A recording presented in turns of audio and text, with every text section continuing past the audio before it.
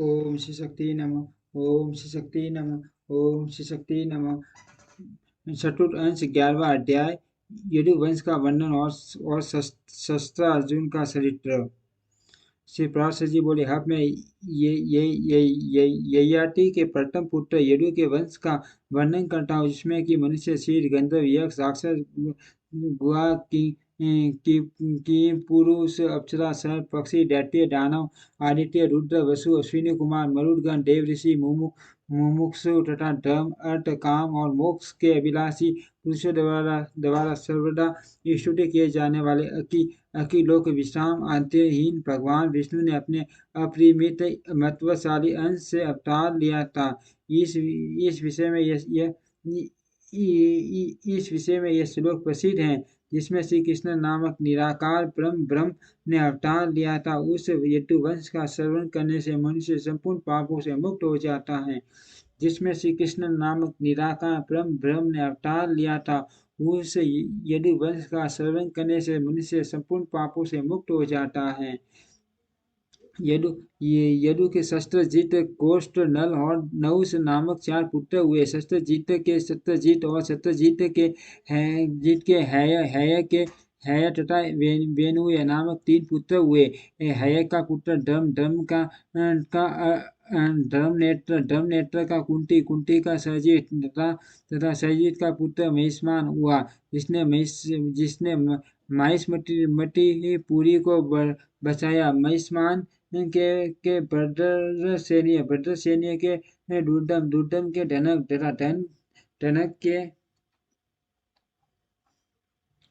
धनक के कर्तवीर्य, कर्ताग्नि, कर्तधर्म और कर्तौजा नामक 4 पुत्र हुए। कर्तवीर्य के शस्त्र भुजाओं वाले सप्तद्वीपाधिपति अर्जुन का जन्म हुआ। शस्त्रार्जुन ने अत्रि कुल में उत्पन्न भगवदंश रूप श्री दत्तात्रेय जी की उपासना कर शस्त्र भुजाएं अधर्माचरण का निवारण कर सर्वधर्म का सेवन युद्ध के द्वारा संपूर्ण पृथ्वी मंडल का विजय, धर्मानुसार प्रजा पालन, शत्रुओं से अपराजय तथा त्रिलोक प्रसिद्ध पुरुष से मृत्यु, ऐसे कोई वर मांगे और प्राप्त किए। अर्जुन ने इस संपूर्ण सप्त द्वीपवती पृथ्वी का पालन तथा 10,000 यज्ञों का अनुष्ठान किया था। उसके विषय में यह श्लोक आज तक कहा जाता है। यज्ञ, दान, तप, विनय और विद्या में कार्तवीर्य शस्त्र अर्जुन की क्षमता कोई भी राजा नहीं कर सकता। उसके राज्य में कोई भी पदार्थ नष्ट नहीं होता था। इस प्रकार उसने बल, पराक्रम, आरोग्य और संपत्ति को सर्वथा सुरक्षित रखते हुए 85,000 राज्य किया। एक दिन जब वह अतिशय मद्यपान से व्याकुल हुआ नर्मदा नदी में जल क्रीड़ा कर रहा था, उसकी राजधानी महिषापुरी में दिग्विजय के लिए आए हुए संपूर्ण देव, दानव, गंधर्व और राजाओं के विजय मत से उन्मत्त रावण ने आक्रमण किया। उस समय उसने अनायास ही रावण को पशु के समान बांधकर अपने नगर के एक निरंजन स्थान में रख दिया। इस शस्त्र अर्जुन का 85,000 वर्ष व्यतीत होने पर भगवान नारायण के अंशावतार परशुराम जी ने वध किया था।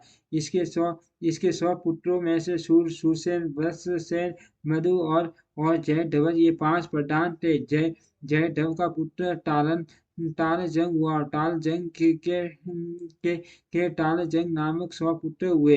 इनमें सबसे बड़ा विटियोत्तर तथा दूसरा भरत था। भरत के वत्स के मधु और मधु के वृष्णि आदि 100 पुत्र हुए। वृष्णि के कारण यह वंश वृष्णि कहलाया। मधु के कारण इसकी मधु संज्ञा हुई और यदु के नामानुसार इस वंश के लोग यादव कहलाए।